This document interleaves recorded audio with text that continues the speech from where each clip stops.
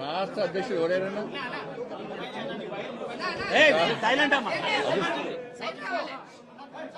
అధిష్టానం ఇంకా రాష్ట్ర అధ్యక్షుడు ప్రకటించలే.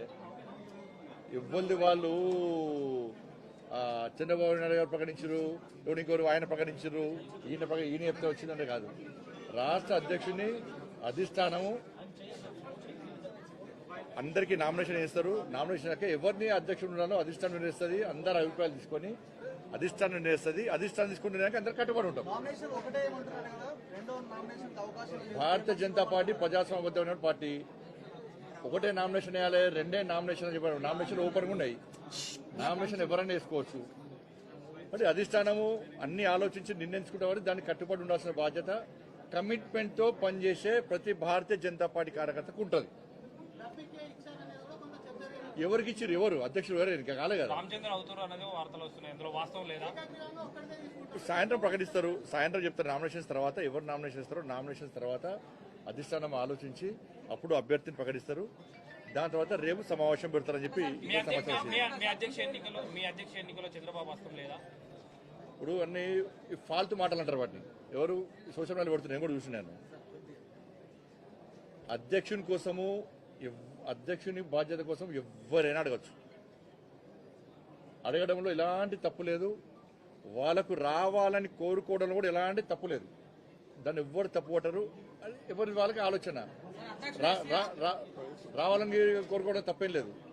కానీ చివరికి ఏమవుతుంది, చివరకు అధిష్టానం నిర్ణయించిన వ్యక్తికి, అధిష్టానం ఆలోచించిన వ్యక్తికి, ఎందుకంటే అధిష్టానం అన్ని ఆలోచిస్తుంది దేని ద్వారా పార్టీకి లబ్ధి పొందది. అట్లా ఒక అభ్యర్థిని ప్రకటించిన మాత్రాన మిగతా వాళ్ళు డమ్మి, మిగతా వాళ్ళతో ఏం కాదు. కాదు ఎవరితో ఏ పని అవుతుంది, ఎవరికి ఏ బాధ్యత తప్ప చెప్పాలనో అధిష్టానం నిర్ణయిస్తుంది. ఈ భారతీయ జనతా పార్టీ ఈ మధ్య కొత్తగా స్టార్ట్ అయింది. నాకు ఈ మధ్య కొత్తగా స్టార్ట్ అయింది ఈ సోషల్ మీడియాలో ఉల్టా పోస్ట్ పెట్టి చూడు. లేకుంటే వేరే పార్టీలు చేస్తుంటారు అందరూ. చంద్రబాబు నాయుడు గారు లేకుంటే ఇంకో నాయకుడు చెప్తే అధ్యక్షుని పెట్టేటటువంటి పార్టీ భారతీయ జనతా పార్టీ కాదు. భారతీయ జనతా పార్టీ దేశంలో అధికారంలో పార్టీ, అనేక రాష్ట్రాల్లో అధికారంలో పార్టీ, ప్రపంచంలో అత్యధిక సభ్యత్వం ఉన్న పార్టీ భారతీయ జనతా పార్టీ. నమ్మిన సిద్ధాంతం కోసం పనిచేసే కట్టర్ కార్యకర్తల పార్టీ భారతీయ జనతా పార్టీ. కాబట్టి అధిష్టానం అన్ని చూస్తున్నది. ఎవరైతే పార్టీకి వ్యతిరేకంగా వ్యవహరిస్తారో ఎవరైనా ఇప్పుడు పెట్టలే సోషల్ మీడియా ద్వారా కానీ ఇతరత్ర వాళ్ళకున్న మీడియా సాధనాల ద్వారా కానీ పార్టీకి వ్యతిరేకంగా, పార్టీ అధిష్టానం నిర్ణయించిన అభ్యర్థికి వ్యతిరేకంగా ఎక్కడ ఏం చేసినా కూడా పార్టీ చాలా సీరియస్గా వ్యవహరిస్తుంది. బండి సంజయ్ ఉంటేనే పార్టీ, బండి సంజయ్ లేకుంటే పార్టీ లేదంటే మూర్ఖత్వం అవుతుంది. ఎవరు లేకుండా పార్టీ నడుస్తుంది. నరేంద్ర మోడీ గారి నాయకత్వంలో, జేపీ నడ్డా గారి యొక్క నేతృత్వంలో పార్టీ తెలంగాణ రాష్ట్రంలో ఎట్టి బస్సులో రాబోయే రోజుల్లో అధికారం రాబోతున్నది. కట్టర్ కార్యకర్తలందరూ కూడా పార్టీ అధిష్టాన నిర్ణయానికి కట్టుబడి ఉంటారు. వీళ్ళు డమ్మి, వాళ్ళు డమ్మి, వీళ్ళు డమ్మి అని చెప్తే ఎవడో పెట్టినంత మాత్రాన ఇవాళ చూస్తుండేను. ఎవరు బీఆర్ఎస్ వాళ్ళు పెట్టారు.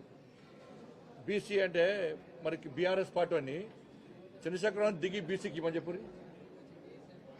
BRS party working president social media పెడుతున్నారు కదా, ట్విట్టర్లు పెట్టిస్తున్నారు కదా బీజేపీ బదనం చేయడానికి.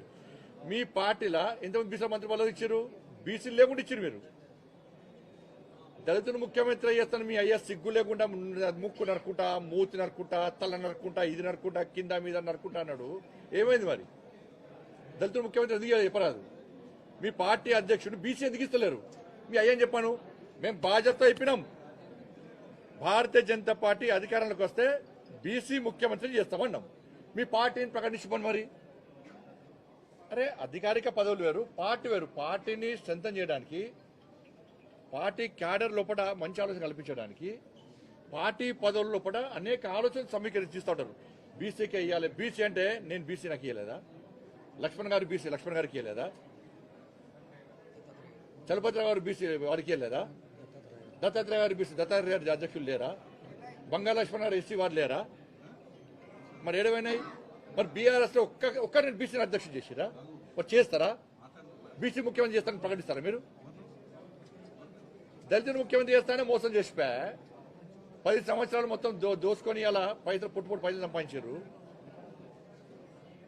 కాబట్టి ఇవన్నీ కూడా తప్పు. దయచేసి మీడియా కూడా విజ్ఞప్తి చేస్తున్నా, ఎవరు మాట్లాడినా కూడా దయచేసి సహకరించండి. భారతీయ జనతా పార్టీ క్రమశిక్షణతో పనిచేసేటువంటి పార్టీ.